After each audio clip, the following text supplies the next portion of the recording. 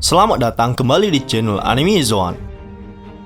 Pada video kali ini, kita akan membahas seberapa kuat Shang si rambut merah yang disebut sebagai salah satu orang terkuat di dunia One Piece. Pertanyaannya adalah, apakah hal tersebut benar adanya? Meskipun kita lihat bahwa nilai bounty milik Shanks masih berada di bawah Big Mom, Kaido, Whitebeard, serta Goldie Roger. Namun karisma yang dimilikinya serta kekuatan misterius dari dirinya membuat kita tentu saja penasaran dengan sosok idola dari Luffy ini. Ia sendiri terlihat sangat disegani oleh dunia, di mana hal itu sudah ditunjukkan beberapa kali, dan yang terakhir adalah Gorosei yang merupakan pemimpin pemerintah dunia terlihat menyambut Shanks di Marijoa. Jika itu karena karismanya saja, maka tidak cukup menguatkan argumen bahwa ia bisa berhadapan langsung dengan Gorosei. Pasti ada sesuatu yang lain yang tersimpan dari dirinya. Nah, untuk itu kita akan membahas tentang kekuatan dari Akagami no Jeki ini dengan sedikit teori dan spekulasi berdasarkan beberapa sumber dan informasi yang sudah dikumpulkan. Namun seperti biasa, sebelum masuk pembahasan, silahkan klik tombol subscribe dan aktifkan notifikasinya agar kalian tidak ketinggalan informasi dan teori menarik seputar dunia One Piece dari channel Anime Zone. Kalau sudah, terima kasih.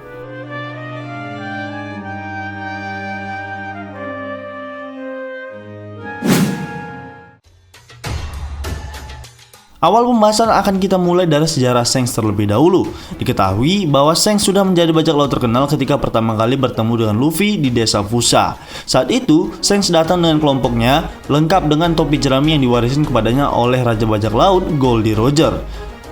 Ketika pertama kali datang, ia sudah terlihat memiliki orang-orang kuat seperti Ben Beckman, Lucky Rowe, dan Yasop. Tentu saja, untuk merekrut mereka semua yang dikatakan sudah memiliki nama yang terkenal di lautan, Shanks harus menunjukkan karisma serta kekuatan miliknya, kemudian merekrut mereka.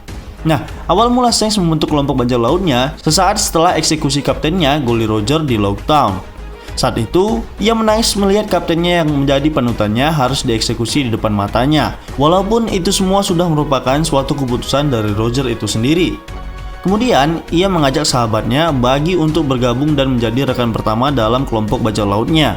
Namun, Buggy menolak karena alasan ia tidak ingin diperintah oleh Shanks yang dianggap sebagai pembawa sial bagi dirinya. Selain itu, Buggy juga masih merasa kesal karena ia kehilangan harta karun yang ia dambakan akibat ulah Shanks.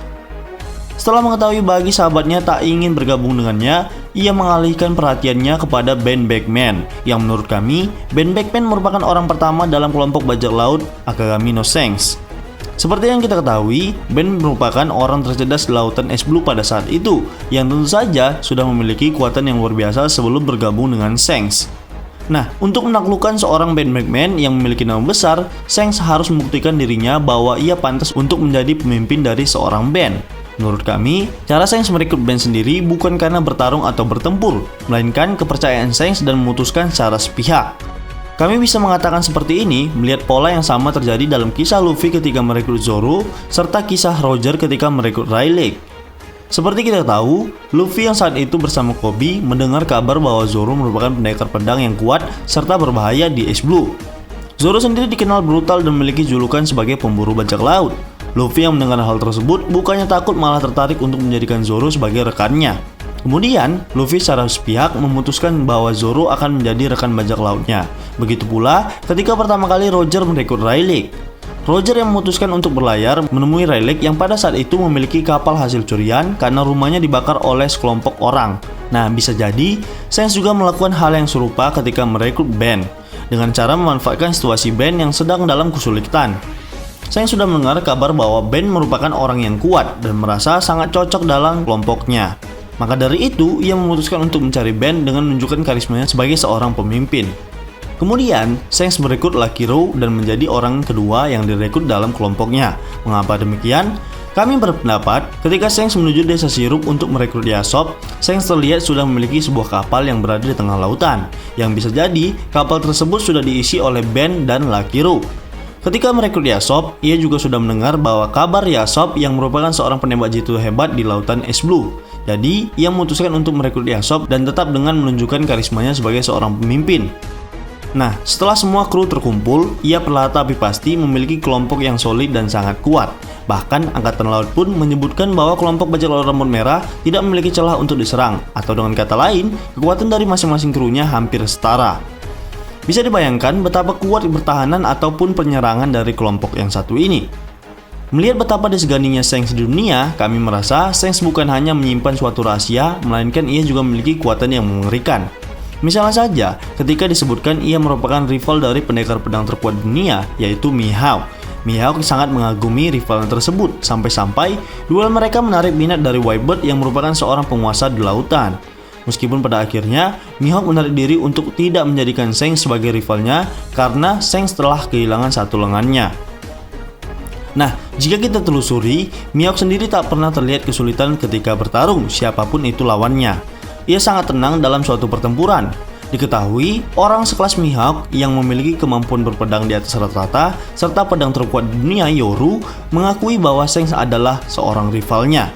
Yang juga berarti bahwa kemampuan berpedang Shanks bisa mengimbangi seorang Mihawk itu sendiri. Atau bisa jadi kekuatan Shanks dalam melawan Mihawk terletak pada hakinya yang sudah berada di level tertinggi. Kemudian berbicara mengenai haki, Shanks sebenarnya sudah menunjukkannya di awal cerita. Namun hal itu tidak banyak memberikan kita informasi. Kemudian ia menunjukkan hakinya yang luar biasa ketika mengunjungi kapal Whitebird. Saat itu, ia berjalan dengan santai dan melumpuhkan sebagian anggota Whitebird yang tidak memiliki mental yang kuat. Selain itu, Hausoku haki miliknya juga mampu membuat dinding kapal Moby Dick bergetar dan retak. Jika kita sadari, Shanks merupakan orang pertama yang ditunjukkan mampu melakukan itu. Bahkan mungkin orang satu-satunya di dunia One Piece. Bahkan Rayleigh sendiri yang bisa dianggap sebagai master haki, Hausoku hakinya tidak ditunjukkan mampu mempengaruhi benda-benda di sekitar, apalagi sampai menghancurkan benda tersebut. Ia hanya terlihat mampu menarik intimidasi terhadap seseorang.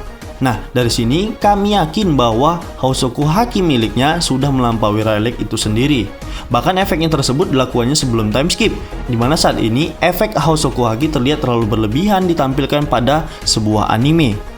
Kemudian, Bususoku haki miliknya juga terasa sangat spesial, di mana ia menunjukkannya ketika perang puncak Marineford dan menahan serangan magma Akainu dengan pedang yang tentu saja sudah dilapisi oleh Bususoku haki. Bagaimana Shanks bisa melakukan itu jika ia tidak memiliki Bususoku haki yang lebih kuat dari Akainu? Nah, dilihat dari bagaimana ia bisa mendapatkan respect dari Sengoku, tentu saja ia memiliki kekuatan yang luar biasa. Hanya saja, masih belum banyak yang ditampilkan dari kemampuan Bususoku haki miliknya tersebut. Selanjutnya, menurut kami sendiri, Shanks adalah orang yang dengan sengaja memutuskan lengan dari Kid ketika Kid mencoba untuk mengusik ketenangan kelompoknya. Hal itu dilakukannya karena ia ingin memberikan pelajaran kepada seorang anak muda seperti Yesus Kid. Kemudian, yang paling menarik adalah kemampuan Kenbunsoku haki miliknya. Menurut kami, ia telah mencapai level di mana Kenbunsoku haki miliknya bisa melihat beberapa waktu ke masa depan. Kita tahu, Rayleigh mengatakan mungkin ada beberapa orang di dunia yang bisa melihat masa depan dengan haki miliknya. Salah satunya adalah Katakuri, di mana ia bisa melihat sedikit ke masa depan dengan jangka waktu sekitar 1-2 menit ke depan. Uniknya, menurut kami, Shanks berada jauh di atas Katakuri.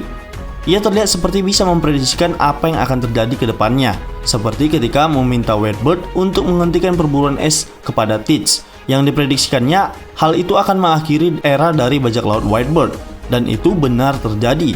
Kemudian, ketika ia menghentikan pergerakan Kaido yang ingin mengacaukan pertempuran Whitebird di Marineford, bagaimana ia bisa mengetahui kalau Kaido akan bergerak ke Marineford sementara informasi yang didapatkannya sangat sedikit. Kemudian, ketika ia berbicara tentang kemunculan suatu kelompok yang sangat berbahaya kepada Gorosei di Marijoa, menurut kami, ia sudah memprediksikan itu menggunakan kemampuan Kenbunsoku haki miliknya. Dan satu lagi, ia mempertaruhkan lengannya kepada Luffy yang diprediksikannya akan menjadi penerus kaptennya, Goldie Roger. Ia meyakini bahwa Luffy mampu menjadi penerus Roger dan membongkar rahasia dari One Piece itu sendiri. Sebenarnya, kami sedikit curiga bahwa Shanks tidak terlalu yakin dengan apa yang dia lihat di masa depan. Namun, dengan beberapa insiden yang sudah terjadi dan hal itu benar adanya, maka ia memberanikan diri untuk mengungkapkan apa yang ada di penglihatannya kepada Gorosei ketika di Marijoa. Menurut kami, hal itu membuktikan bahwa kekuatan Shanks seorang diri bisa dikatakan melebihi level seorang admiral atau bahkan seorang makhluk terkuat dunia, yaitu Kaido. Kami melihat pola yang terjadi di antara para Yonko adalah masing-masing memiliki kekuatan unik yang paling kuat di dunia.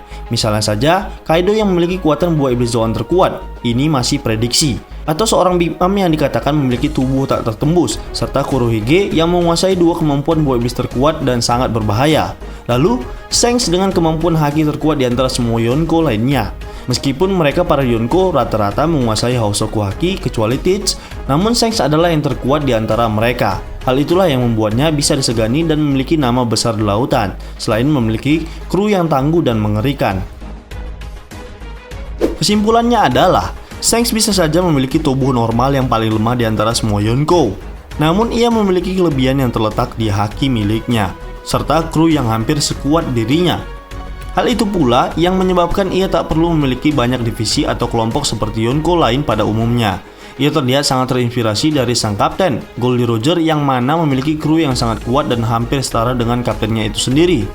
Di sisi lain, kami akan sangat setuju jika Shanks dan kelompoknya bukanlah seorang pengguna buah iblis apapun, melainkan memiliki haki, tekad, serta kekuatan fisik yang mengerikan.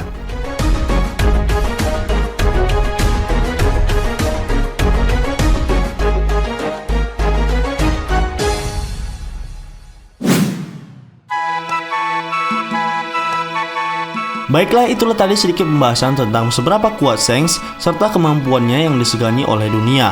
Namun, perlu diingat, ini hanyalah sebuah teori dan spekulasi berdasarkan beberapa fakta dan informasi yang sudah dikumpulkan. Jika menurut kalian pendapat kami ini masih keliru, kita bisa berdiskusi di kolom komentar di bawah ini, tentunya dengan sopan dan santai. Jika kalian suka video ini, silahkan like, share, dan subscribe. Satu subscribe dari kalian akan sangat membantu perkembangan channel kita ini. Dan last word, terima kasih.